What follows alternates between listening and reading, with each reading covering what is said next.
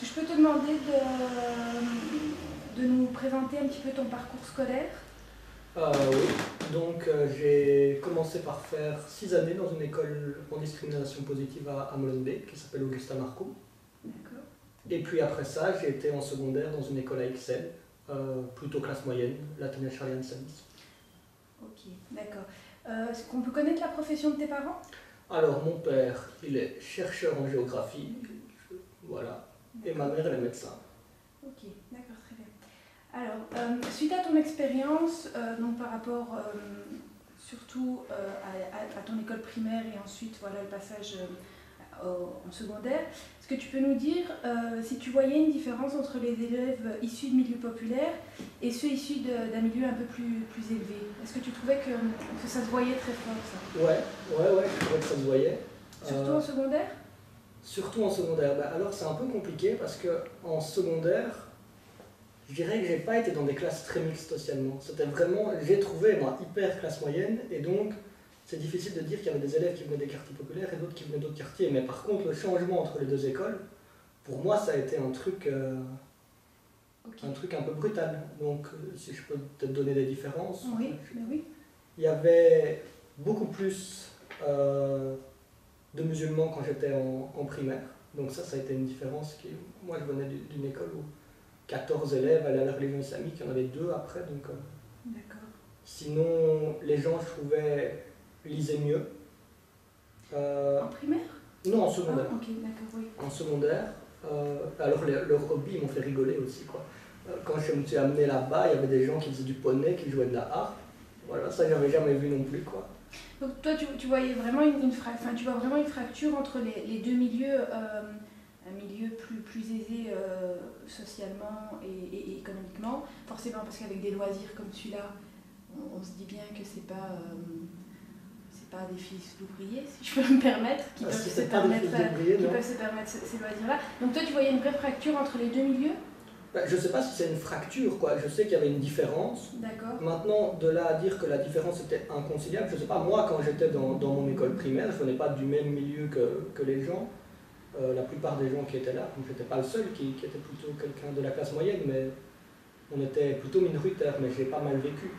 Donc, est-ce que c'est une fracture? Pour moi, une fracture, c'est plutôt quelque chose qui est inconciliable, quoi. Et quand tu dis que vous étiez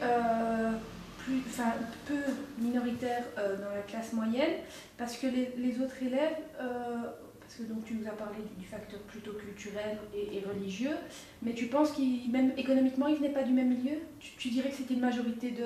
Ah oui, donc j'étais dans une école en discrimination positive, donc on va dire que c'était des gens plus pauvres. D'accord. Donc c'était une école de Molenbeek, hein, c'est ça? C'est ça. D'accord. Alors, est-ce que, donc, tu l'as un petit peu abordé, mais on va peut-être revenir là-dessus. Donc, pour toi, est-ce que tu penses qu'il y a une relation entre le niveau scolaire et la situation sociale des élèves? Oui. Oui. Et alors, c'était fort à Charlie Hansen, je dirais, parce que j'ai vu des différences dans les sections. Donc, très fort, j'avais l'impression maintenant que c'était des élèves plus pauvres qui étaient en professionnel, par exemple. C'est une impression que j'ai eue, et c'est même pas juste une impression, parce que j'ai fait un petit travail là-dessus en fin de secondaire, alors bon, on pourra me dire qu'il est peut-être nul, mon travail, mais en tout cas, ça confirmait plutôt ça. D'accord. Voilà. Et tu penses qu'il y a une explication à ça? Des explications, moi, oui. Moi, dès que j'ai eu des petites difficultés, mon père, il était là, il m'a expliqué des maths. Est-ce que des enfants qui viennent d'un milieu où les parents ne savent pas expliquer peuvent avoir cet avantage? Je ne crois pas. Sinon, moi j'ai de l'espace pour étudier. Moi, quand j'étudie, j'ai besoin de marcher. Et si je suis dans une petite pièce, ça n'aurait pas marché. Donc, plein de choses comme ça. Oui, donc on est d'accord, c'est pas tant les facultés intellectuelles, mais c'est peut-être le soutien qu'il y a à côté par les parents ou les moyens qu'on peut mettre pour accompagner. Oui, pas le soutien par les parents, parce que je pense que les parents essayent vraiment de soutenir. Enfin, moi, j'ai vu des parents qui essayent de soutenir. Les moyens pour accompagner ne sont pas les mêmes. C'est ça, ils n'ont pas la capacité plutôt. D'accord.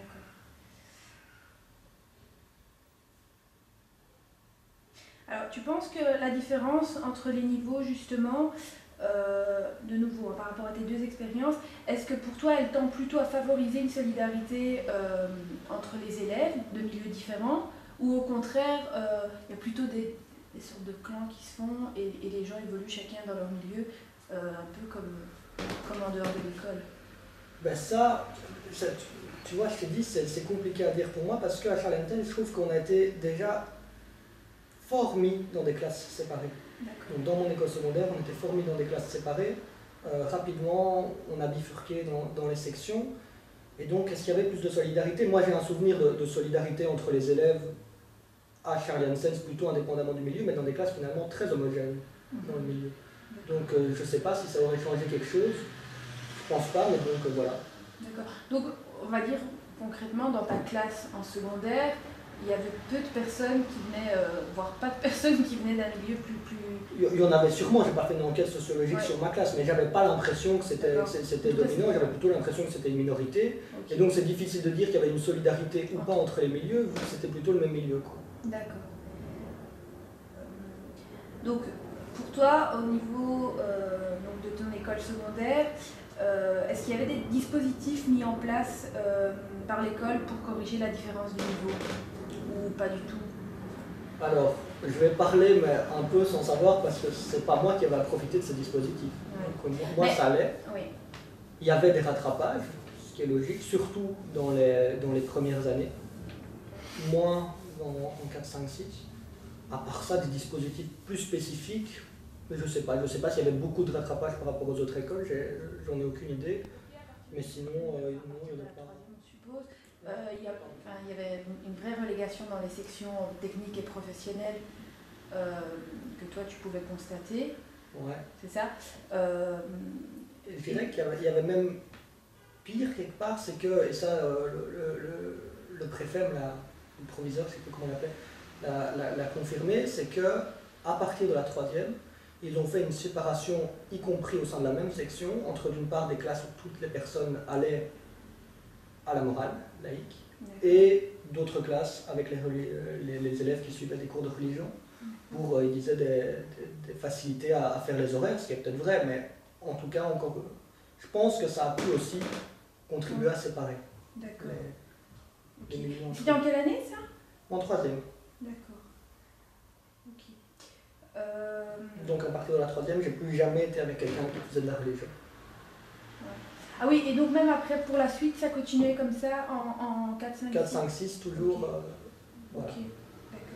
Voilà.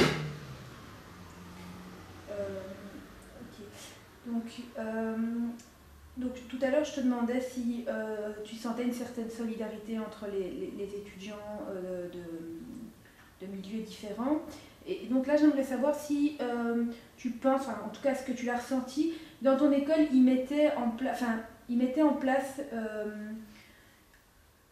des moyens pour favoriser la coopération entre les étudiants, ou est-ce qu'ils étaient plutôt dans une démarche plutôt individuelle, chacun travaille pour soi? Comment tu l'as senti? Alors, dans ma première école, donc dans mon école primaire, ouais, c'était très individuel, mais il y a eu une expérience de tutorat qui a été très très mal menée, je trouve. En fait, la prof qui l'avait mis en place est tombée malade, et c'est une autre qui a repris qui, à mon avis, s'en foutait un peu. Voilà, mais donc il y a eu ça, et puis dans l'autre école, c'était plutôt individuel aussi. Il y avait quand même des profs qui nous faisaient travailler ensemble de temps en temps, mais il n'y avait pas une vraie pédagogie de l'école qui était apprenons ensemble. Ça, je dirais que non. D'accord. Donc forcément, elle ne se mettait pas en place toute seule au niveau des étudiants, c'était plutôt... Au sein d'une même classe, oui. Moi, je trouve qu'il y avait de la solidarité au sein d'une même classe. Vraiment, des élèves qui s'aidaient entre eux. Mais plutôt lié aux personnalités des étudiants que aidés par l'école et structurés par l'école. Oui, c'est ça, c'est-à-dire on est potes et donc on s'aide entre nous et voilà quoi. Okay. Donc, est-ce que tu pourrais nous présenter ta situation actuelle? Tu travailles, tu es toujours aux études? Alors, je suis toujours aux études, en 2e année de droit à l'ULB. D'accord. Et à part ça, je suis aussi bénévole dans une école de devoirs de mon quartier de Molenbeek. D'accord, très bien. Merci. Alors, au niveau de ton expérience globale, tu pourrais nous dire ce que tu retires de positif au niveau de ton expérience dans une école à discrimination positive? Que j'étais bien là-bas, ouais. D'abord, ça c'est la première chose. Donc, je ne me suis pas senti rejeté ni quoi que ce soit parce que je venais d'un milieu différent. Ça m'est pas du tout arrivé. C'est une expérience qui est personnelle, donc je ne peux pas en faire une généralité. Je connais d'autres gens qui ont la même que moi et une autre personne pour qui peut-être ça s'est un petit peu plus mal passé, mais ça n'a pas été catastrophique non plus. D'accord. Donc ça, c'est vraiment la première chose la plus essentielle pour moi. Donc contrairement à une idée reçue un petit peu, tu t'es pas senti en minorité par exemple parce que vous veniez pas du même milieu social? Non, pas du tout, pas du tout, non. Non, vraiment pas. Ok, d'accord. Et Tu disais bien. Ok. sinon, qu'est-ce que je peux dire? Peut-être que oui, que ça m'a fait être peut-être un peu attentif aux gens qui ont des problèmes financiers parce que c'est des gens qui sont pas pour moi quelque chose d'abstrait complètement. C'est des gens que j'ai connus, que je connais encore parfois. D'accord. Et voilà. Et pour moi, c'est important d'avoir un petit peu ce regard-là quand on regarde les choses dans la vie.